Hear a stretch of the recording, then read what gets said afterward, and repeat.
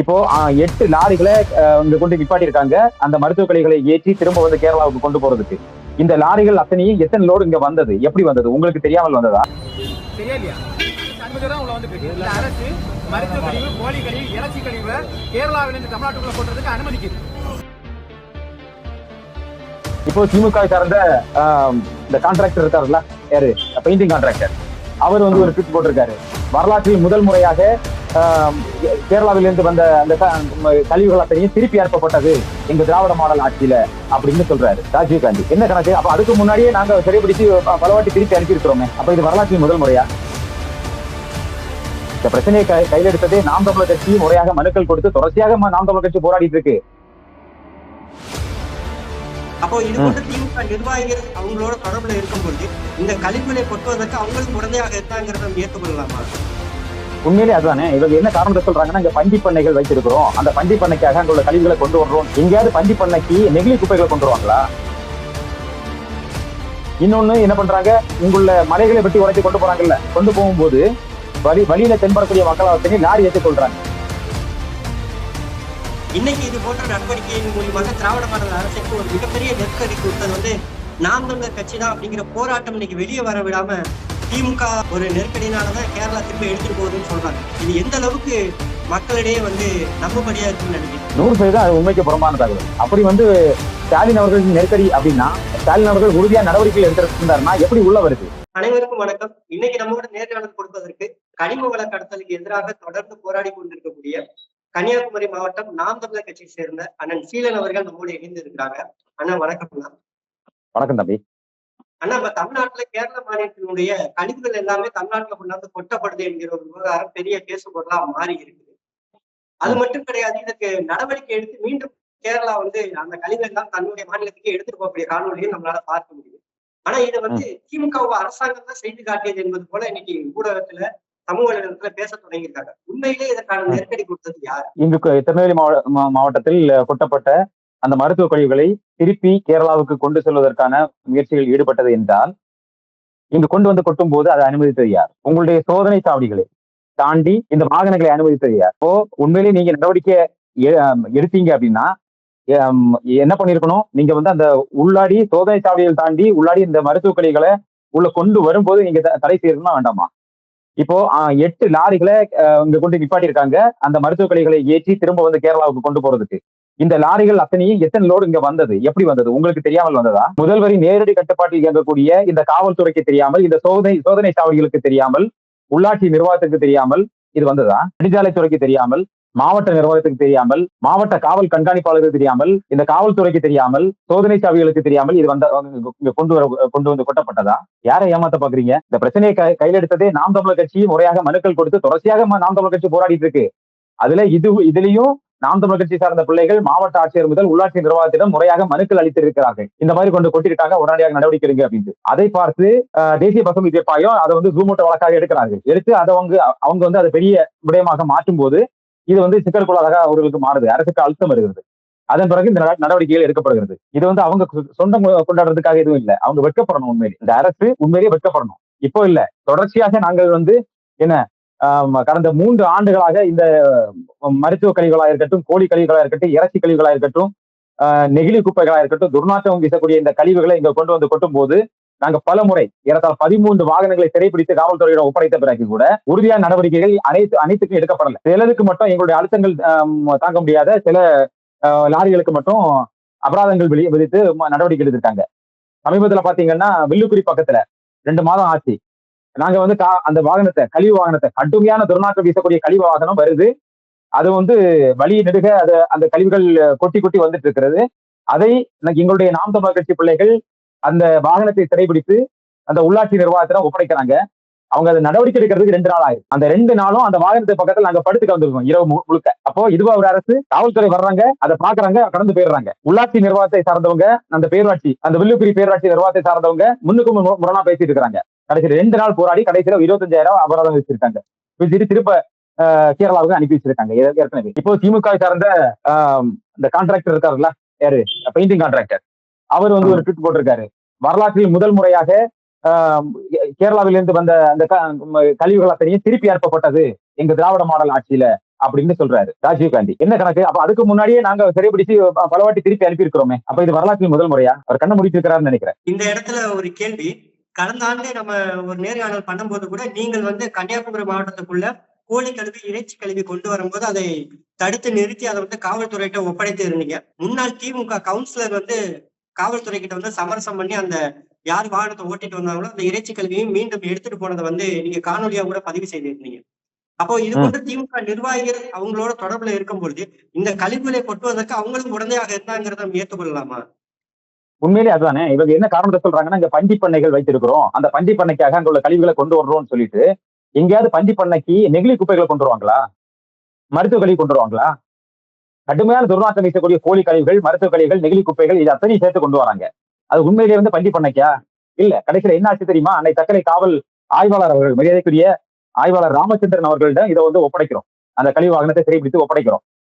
ஒப்படைக்கும் போது மாலை நேரம் ஒரு 5 மணி இருக்கும். ஒப்படைக்கும் போது இரவு முழுக்க அந்த போராட்டங்கள் நடந்து கொண்டிருக்கிறது. இரவு ஒரு 11 மணி இருக்கும். அந்த 11 மணிக்கு TN 20 AK3 என்ற பதிவு கொண்ட வாகனத்துல வ. சங்கரபாண்டியன், எக்ஸ் பஞ்சாயத்து தலைவர், மறுகால் குறிச்சி, திமுக என்ற வாகனத்தில் பின்னால் குறித்து வைத்திருந்தார்கள். அந்த வாகனத்தை ஓட்டி வந்த திமுகவினர் இந்த தக்கலை இன்ஸ்பெக்டர், மரியாதைக்குரிய காவல் ஆய்வாளர் ராமச்சந்திரன் அவர்களிடம் பேரம் பேசி அந்த வாகனத்தை எடுத்து சென்று விட்டார்கள். அப்ப இவ்வளவு நேரம் நாங்க போராடி அந்த வாகனத்தை சிறைபிடித்து உங்கள்கிட்ட ஒப்படைத்ததுக்கு நீங்க கொடுக்கக்கூடிய மரியாதை ஆயுது சொல்லுங்க. இதே மாதிரி பல சம்பவங்கள் நடந்துள்ளது. இது திமுக சார்ந்தவங்க அதை மீட்டு கொண்டு போறாங்க. அப்ப நீங்க என்னை பெருமைப்படுறாங்கல்ல, இதை திருப்பி அனுப்பிட்டோம் அப்படின்ட்டு. அப்ப அதுக்கு என்ன பண்ண போறீங்க? வெற்றி தடை பண்ணி போறீங்களா? சோதனை சாவடிகள் மட்டும் வலிமையாக இருந்திருந்தா இந்த சம்பவம் நடந்திருக்காது. அந்த சோதனை சாவடிகள் பெயரளவுக்கு அவர்கள் நின்று கொண்டிருக்கிறார்கள். அவர்கள் இந்த கழிவுகளை கொண்டு வரக்கூடிய இந்த ஏஜென்ட்களிடம் சரியான கைமாறுதல் பெற்றுவிட்டு, அதாவது பணம் பெற்றுவிட்டு இதை அனுமதிக்கிறார்கள். அதான் உண்மை. அவர்கள் முறையாக தணிக்கை செய்வதும் இல்லை, ஆராய்ச்சி செய்வதும் இல்லை. இந்த மாதிரி வாகனங்களை உள்ள அனுமதிக்கிறாங்க. எவ்வளவு வாட்டி இங்க இந்த நோய் பரப்பு விதமாக கேரளாவிலிருந்து என்னென்ன நோய்கள் உருவாகிறதோ, ஸ்பைன் ஃப்ளூ ஆகட்டும், பண்டி காய்ச்சல் ஆகட்டும், பறவை காய்ச்சல் ஆகட்டும், பல்வேறு விதமான வியாதிகள் அங்க தொற்று வியாதிகள் உருவாகிறது அப்படின்னா சோதனை சாதனங்கள்ல ஒவ்வொரு வாகனத்துக்கு டயர்லையும் அந்த நோய் கிருமிகள் அளிப்பதற்கான லிக்விட் பாய்ப்பாங்க. ஆனா அங்குள்ள இந்த கழிவுகள், துர்நாற்றம் வீசக்கூடிய கழிவுகளை எந்த அடிப்படையில இந்த தமிழ்நாட்டுக்குள்ள கொண்டு போட்டுறாங்க? தமிழ்நாடு தமிழர்களுக்கான நாடு. இங்க இருந்து அதுக்கு பதிலுக்கு என்ன பண்றாங்க? இங்க உள்ள மலைகளை வெட்டி நாள் ஒண்ணுக்கு 3000 to 6000 லோடு வரைக்கும் இங்க இருந்து கேரளாவுக்கு கொண்டு போயிட்டு இருக்காங்க. பதிலுக்கு அங்க உள்ள இறைச்சி கழிவு, கோழி கழிவு, நெகிழி கழிவு, மருத்துவ கழிவு, இந்த குப்பைகளை கொண்டு தமிழ்நாட்டுக்குள்ள கொட்டுறாங்க. அப்ப கேரளாவோட குப்பை தொட்டியா தமிழகம்? இன்னொன்னு என்ன பண்றாங்க? இங்குள்ள மலைகளை வெட்டி உடைத்து கொண்டு போறாங்கல்ல, கொண்டு போகும்போது வழியில தென்படக்கூடிய மக்கள் அத்தனை லாரி ஏற்றிக் கொள்றாங்க. கடந்த 3 ஆண்டுகள் மட்டும் 380க்கும் மேற்பட்ட மக்கள் இந்த கனிமவள கடத்தல் லாரி மோதி இறந்திருக்கிறார்கள். இதுக்கு இந்த அரசு என்ன பதில் சொல்ல போகிறது? இன்னைக்கு இது போன்ற நடவடிக்கையின் மூலியமாக திராவிட மாடல் அரசிற்கு ஒரு மிகப்பெரிய நெருக்கடி கொடுத்தது நாம் தமிழர் கட்சி தான் அப்படிங்கிற போராட்டம் இன்னைக்கு வெளியே வர விடாம திமுக இன்னைக்கு ஸ்டாலின் அவர்களுடைய ஒரு நெருக்கடினாலதான் கேரளா திரும்ப எடுத்துட்டு போகுதுன்னு சொல்றாங்க. இது எந்த அளவுக்கு மக்களிடையே நம்பும்படியா இருக்கும்னு நினைக்கிறீங்க? 100% அது உண்மைக்கு புறம்பான தகவல். அப்படி ஸ்டாலின் அவர்களின் நெருக்கடி அப்படின்னா, ஸ்டாலின் அவர்கள் உறுதியா நடவடிக்கைகள் எடுத்திருந்தாருன்னா எப்படி உள்ள வருது? கேரளாவில் மருத்துவ கழிவு, கோழி கழிவு, இறச்சி கழிவு எப்படி உள்ள விட்டது யாரு? நீங்க உள்ள விடுவீங்க. விட்டுட்டு பிரச்சனை பெருசாகிட்டு அப்படின்னா நாம் தமிழர் கட்சி இந்த பிரச்சனையை பெருசாக்கிட்டு மற்ற கட்சிகளும் இதர கட்சிகளும் இந்த பிரச்சனையை பெருசாக்கிட்டாங்க. தேசிய பசுமை தீர்ப்பாயம் இந்த பிரச்சனை கையில் எடுத்துட்டு இனி வேற வழி இல்ல அப்படின்னு சொல்லிட்டு நெருக்கடி வரும்போது நாங்க தான் பண்ணிட்டோம் சொல்லக்கூடியது எந்த வகையான வெற்றிக்கேடான ஒரு செயல்? இது நீங்க வெற்றி தலைவன். நீங்க அதிகாரத்துல இருக்கீங்க. உங்க கையில தானே காவல்துறை இருக்கு, உங்க கையில தானே உள்ளாட்சி இருக்கு, உங்க கையில தானே இந்த நிர்வாகங்கள் அத்தனை இருக்கு. எப்படி உள்ள வந்தது சொல்லுங்க? நான் ஒரு கேள்வி கேட்கிறேன். இந்த கழிவுகள் அத்தனை நீங்க சோதனை சாவடிகள் வழியாக உள்ள விடுறீங்க. இனி தீவிரவாதிகளை உள்ள விட மாட்டீங்க அப்படிங்கிற என்ன நிச்சயம் இருக்கு? சமூக விரோத செயல் செய்யக்கூடிய விடயங்களை உள்ள அனுமதிக்க மாட்டீங்க அப்படின்னு சொல்லிட்டு என்ன நிச்சயம் இருக்கு? இதுவா தமிழ்நாட்டை பாதுகாக்கக்கூடிய லட்சணம்? எல்லா நாடுகளும் தங்களுடைய எல்லைகளை வலிமையாக கட்டி பாதுகாப்பாங்க. இது எல்லை பாதுகாப்பதும் கிடையாது. அத்தனை குப்பைகளும் உள்ள கொட்டுது. இங்குள்ள மலைகள் அத்தனை சூறையாடப்படுது. இதுவா அரசு? நான் உனக்கு கேட்கிறேன். இங்குள்ள கரிமலங்களை வெட்டி கேரளா கொண்டு போறாங்கல்ல, அப்ப அதுல அந்த அனுமதி சீட்ல என்ன எழுதப்பட்டிருக்குன்னா, தமிழ்நாடு கேரளா அந்த எல்லை ஒட்டி உள்ள ஒரு இடத்துக்கு பேரை குறிப்பிடப்பட்டிருக்கு. குறிப்பா செங்கவலை அப்படிங்கிற ஒரு இடம். அந்த இடம் பாத்தீங்கன்னா அந்த சாலையோட வலது பக்கம் தமிழ்நாடு, இடது பக்கம் கேரளா. சரியா? அப்போ அந்த இடத்துல அதுக்கு முன்னாடி சோதனை சாவடி இருக்கு. அந்த சோதனை சாவடி தாண்டி இவங்க அனுமதிச்சிடுறாங்க. அது கூட அப்படி கேரளா உள்ள சர்வசாதாரணமா போயிருது. நான் என்ன கேட்கிறேன்னா, அது பக்கத்துல ஒரு வலிமையான ஒரு சோதனை சாவடி வைத்து செங்கவலைக்கு இங்க அனுப்புறீங்கல்ல, அப்ப செங்கவலையில இந்த இறக்கிட்டு போ அப்படின்னு சொல்லிட்டு சொல்ல வேண்டியதானே? அப்படி இங்க இருந்து கொண்டு போகக்கூடிய கனிம வளங்களை செங்கவலையில இறக்கிருந்தாங்கன்னா இங்க ஒரு பெரிய இமாலய மலை உருவாகிருக்கும். ஏன்னா அவ்வளவு கனிம வளங்கள் தினமும் கடத்தப்படுது. எவ்வளவு தெரியுமா? ஒரு நாள் ஒண்ணுக்கு 3000 6000 லோடு வரைக்கும் இந்த அதிக நகர வாகனங்களை கொண்டு போயிட்டு கண்டெய்னர். சமீபத்துல நீங்க கன்னியாகுமரி நாடாளுமன்ற உறுப்பினர் விஜய் வசந்த் அவர்களை சந்தித்து கூட ஒரு மனு கொடுத்ததை நம்ம சமூக வலைதளத்துல பார்க்க முடியுது.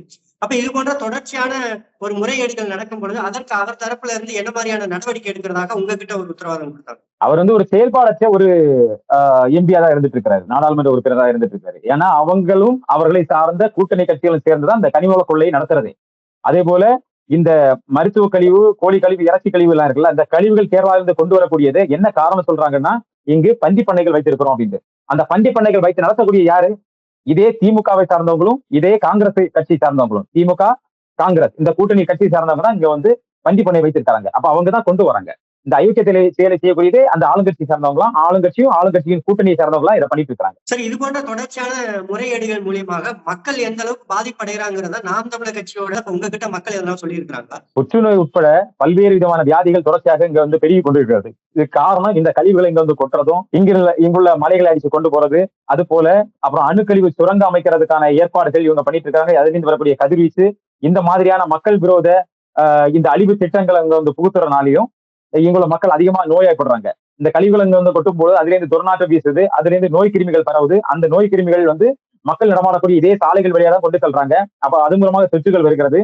அதான் கிம்ஸ் மருத்துவமனை இருக்குல்ல, கேரளாவில் இருந்த மருத்துவமனை இங்கே கொண்டு வச்சுட்டான், நாகர்கோவில இப்ப கொண்டு வச்சுட்டான். ஏன்? அதிகமான நோயாளிகள் இங்கே இருந்து போறாங்க அப்படின்னு. அப்ப ஒரு பெரிய மருத்துவமனை இங்க கொண்டு நிறுவுற அளவுக்கு இங்க நோயாளிகளுடைய எண்ணிக்கை அதிகமாக கொண்டு இருக்கிறது. இது யாரு பொறுப்பேற்பா? இந்த அரசுகள் தான் அதுக்கான காரணம் என்பதை நம்ம குற்றச்சாட்டாக வைக்கிறோம். ஆனா கன்னியாகுமரி மாவட்டத்திற்கு உட்பட்ட பகுதிகளில் இந்த பல்வேறு நீர்நிலைகள் ஓரங்கள்லையும் சாலை ஓரங்களையும் இந்த மாதிரிப்பட்ட கழிவுகள் கொட்டப்படுது. சில இடங்கள்ல நிலங்களும் வாங்கி அதுக்குள்ளே இந்த கழிவுகளை கொட்டிட்டு போறாங்க. இனிமேல் இந்த எல்லையை வலுப்படுத்தி, சோதனை சாவடிகளை வலுப்படுத்தி, அந்த சோதனை சாவடிகள்ல இருந்து இந்த உள்ளாடி இந்த மாதிரிப்பட்ட கழிவுகள் எதுவும் விடாத அளவுக்கு அரசு நடவடிக்கை எடுக்க வேண்டும். அதுபோல எங்களது மலைகளை வெட்டி சூறையாடி அனுமதியின்றி கேரளாவுக்கு கடத்தக்கூடாது. அனுமதியோ இங்க இருந்து கடத்தக்கூடாது. அதான் எங்களுடைய தொடர்ச்சியான கோரிக்கை. 3 ஆண்டு காலமாக நாங்கள் கடுமையாக இந்த களத்தில் போராடி கொண்டிருக்கிறோம். 37 கட்ட போராட்டங்கள் பண்ணியாச்சு. இதுவரைக்கும் அரசு செவிசாய்க்கல. ஒரு நல்ல அரசாக இருந்தா ஒரே ஒரு போராட்டத்திலே இல்ல ஒரு கோரிக்கையிலே அது செவிசாய்க்க நடவடிக்கை எடுப்பதுதான் நல்ல ஒரு அரசுக்கு அழகு. ஆனால் இந்த அரசானது எந்த நடவடிக்கை எடுக்கல. ஏன்னா இது ஒரு திருட்டு அரசாக தான் பார்க்கப்படுது. இவங்க கனிமவள கொள்ளை அடிக்கிறதுக்காகவே இந்த அரசை அதிகாரத்துக்கு வந்தார்களா என்கிற ஐயம் எங்களுக்கு ஏற்படுகிறது. அதே போல மதுக்கடைகள் திறந்து சாராய நாடாக இந்த நாட்டை மாற்றிக் கொண்டிருக்கிறார்கள். அதற்காக தான் இந்த அரசு அதிகாரத்துக்கு வந்ததா என்கிற ஒரு கேள்வி எழுகிறது. எப்படி உங்களோட வளங்களை அவங்க சூறையாடணும், அதுக்கு யாரெல்லாம் தடையா இருக்கிறாங்களோ அவங்களுக்கு அவர்களே மது அடிமைகளா மாற்ற வேண்டும். அந்த நோக்கத்துக்காக கொண்டு வரப்பட்டதா அப்படின்னு ஒரு கேள்வியும் எமக்குள் எழுகிறது. இப்ப நீங்களே பேசும்போது சொன்னீங்க, நாம் தமிழர் கட்சி 30க்கும் மேற்பட்ட போராட்டங்கள் இது தொடர்பாக எடுத்திருக்குன்னு. அப்ப காவல்துறை பக்கத்துல இருந்து இல்ல மற்ற கட்சியினரிடம் இருந்து உங்களுக்கு எதனா ஒரு அழுத்தம், இந்த போராட்டத்தை நிறுத்தணும், இது போன்ற போராட்டங்கள் எடுக்கக்கூடாது அப்படின்னு அழுத்தம் எதுவும் வந்திருக்குதா? வழக்குகள் எதுவும் வந்திருக்கிறதா? வழக்குகள் இந்த கனிமவள கடத்தல் வாகனங்களை சிறைபிடித்து காவல்துறையிடம் ஒப்படைத்ததுக்கு அது காவல்துறை செய்ய வேண்டிய வேலை.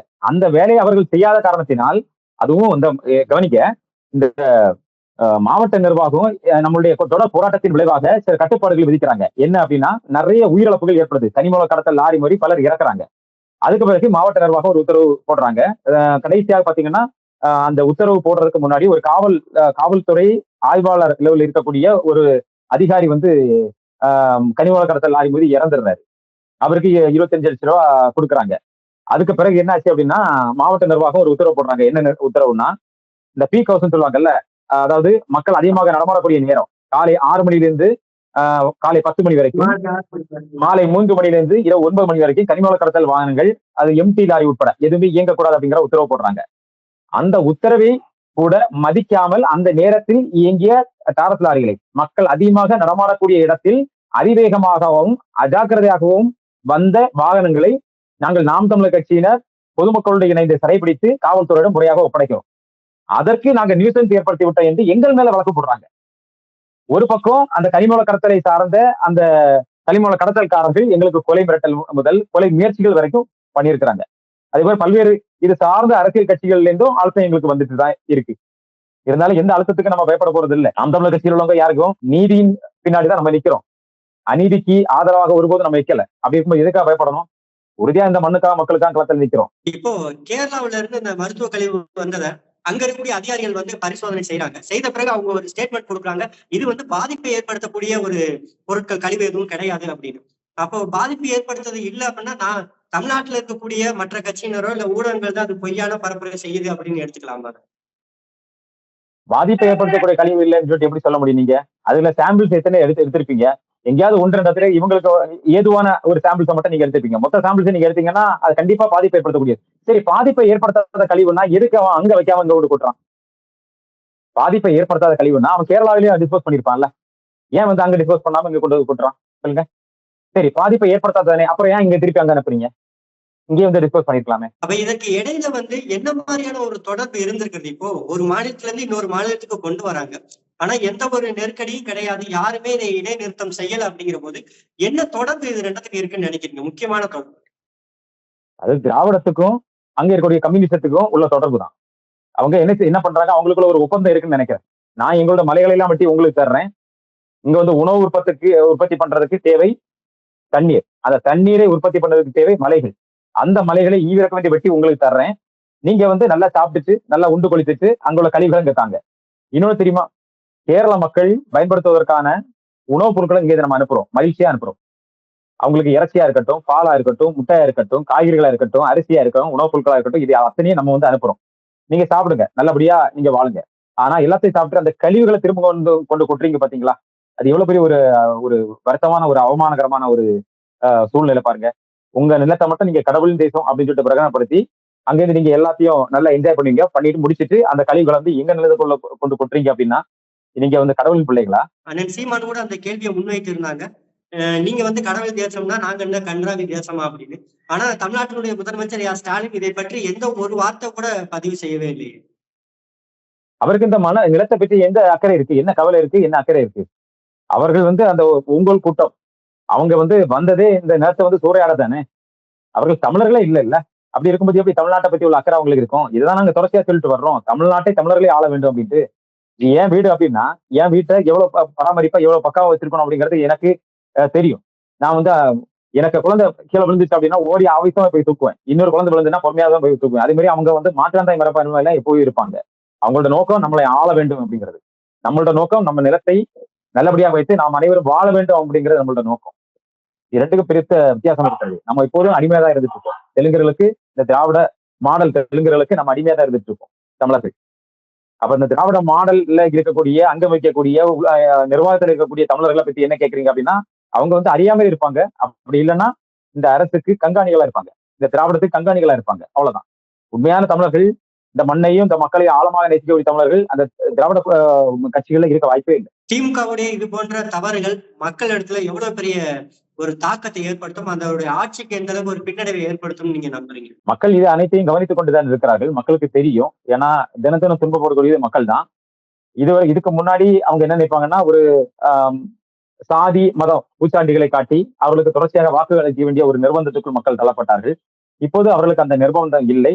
சாதி தாண்டி, மதம் தாண்டி, இனம் சார்ந்து, மொழி சார்ந்து ஒரு இந்த மண்ணையும் மக்களையும் ஆழமாக நேசிக்கக்கூடிய நாம் தமிழர் பிள்ளைகள் இந்த களத்தில் வந்துள்ளோம். நம் நிலத்தை நாமே ஆள வேண்டும், அதுவும் உலகின் மிகச்சிறந்த ஒரு நிர்வாகத்தை நாம் கொடுக்க வேண்டும். நம்ம மக்களை ஆழமாக நேசிக்கக்கூடிய நம்ம மண்ணையும் நம்முடைய நீர்வளம், நிலவளம், காட்டு வளம், கனிம வளம், கடல் வளம் அனைத்தையும் பாதுகாத்து ஒரு சிறந்த நிலமாக, பூமியின் சொர்க்கமாக இந்த நிலத்தை மாற்று எத்தனித்து நிற்கிறது நாம் தமிழர் கட்சி. இதை உணர்ந்து அனைத்து மக்களும் செயலாற்ற வேண்டும் என்பது எமது அன்பான வேண்டுகோள். ஏற்கனவே 36 லட்சம் மக்கள் அதை புரிந்து கொண்டார்கள்.